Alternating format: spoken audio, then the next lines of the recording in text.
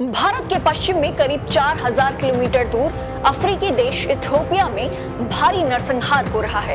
Ethiopia के उत्तरी हिस्से में टिग्रे में पिछले कई महीनों से संघर्ष चल रहा था, लेकिन पिछले महीने यहाँ एक ऐसा भयंकर क्रूर हमला हुआ कि घर घर की लाशें कई दिनों तक जमीन पर बिखरी रहीं, लेकिन हमलावरों ने उन लाशों को उठाने की इजाजत तक नहीं दी।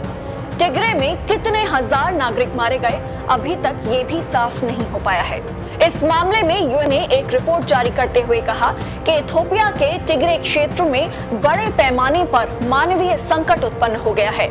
लाखों लोगों को तुरंत मानवीय सहायता चाहिए और हजारों शरणार्थी पूर्वी सूडान में सुरक्षा की तलाश में शरण ले रहे हैं। इसके साथ ही आशंका जाहिर की कि इथियोपिया के उत्तरी इलाके में जो टिग्रे में लड़ाई चल रही है, उससे न केवल इथियोपिया के भविष्य पर बुरा असर पड़ सकता है, बल्कि ये अपने पड़ोसी देशों को भी गंभीर रूप से प्रभावित कर सकता है। संयुक्त राष्ट्र के अधिकारियों ने बताया कि सुरक्षा परिषद में इथियोपिया के टिग्रे इलाके पर हिंसा पर ध्यान खींचने के लिए यहाँ हिंसा खत्म करने के एक स्टेटमेंट का अप्रूवल लिए जाने की कोशिश की गई, लेकिन भारत, रूस और चीन के ऑब्जेक्शंस के बाद शुक्रवार रात इसे ड्रॉप कर दिया गया।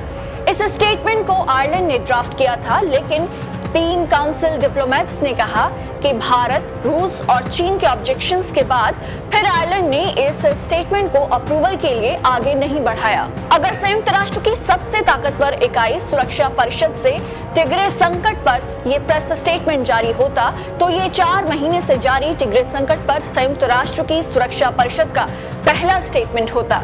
इथियोपिया में हथियारबंद गुटों, इथियोपिया के सुरक्षा बलों और इथियोपिया के स्थानीय नेताओं के बीच हिंसक लड़ाई जारी है और इस सब के बीच टिग्रे के 6 मिलियन लोगों का भविष्य दांव पर लग गया है। पिछले मंगलवार को संयुक्त राष्ट्र के ह्यूमैनिटेरियन चीफ मार्क लोकोक ने चेतावनी दी थी कि इथियोपिया में तबाही मची हुई है, करीब 4.5 मिलियन लोगों को मदद चाहिए। उन्होंने मांग की थी कि टिग्रे में अत्याचार के आरोपी पास ही के देश इरिट्रिया से घुसे हथियारबंद दस्तों को टिग्रे और इथियोपिया छोड़कर वापस लौट जाना चाहिए। प्रस्तावित स्टेटमेंट में 2 महत्वपूर्ण मुद्दों, विदेशी दस्तों और प्रतिबंधों का जिक्र नहीं था, लेकिन इसमें टिग्रे में हिंसा रोके जाने को कहा गया था। ड्राफ्ट स्टेटमेंट में यह भी चिंता जाहिर की गई थी कि टिग्रे में मानवीय सहायता नहीं पहुंच पा रही है।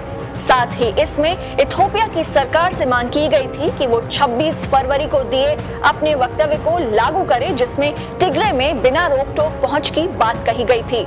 नाम न बताने की शर्त पर काउंसिल डिप्लोमेट्स ने बताया कि चीन चाहता था कि स्टेटमेंट केवल मानवीय स्थिति पर ही फोकस करे और टिग्रे की हिंसा का उसमें कोई जिक्र न हो, जबकि भारत स्टेटमेंट में केवल मामूली फेरबदल चाहता था, जबकि रूस ने आखिरी समय पर चीन का साथ दे दिया।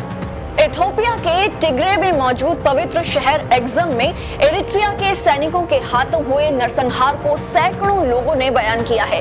एसोसिएटेड प्रेस और एमनेस्टी इंटरनेशनल की रिपोर्ट में इन्हें विस्तार से जगह दी गई है।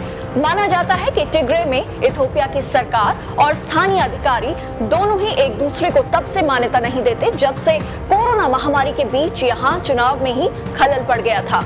इससे पहले ह्यूमन राइट्स वॉच ने कहा था कि नवंबर 2020 को इरिट्रिया की हथियारबंद सेना ने टिग्रे के एक्जम में बड़े पैमाने पर नागरिकों का नरसंहार किया, जिसमें 13 साल की उम्र के बच्चे भी शामिल थे। ह्यूमन राइट्स वॉच ने ही संयुक्त राष्ट्र से मांग की थी कि यहाँ हुए मानवता के खिलाफ अपराधों और युद्ध अपराधों की स्वतंत्र जांच की जाए।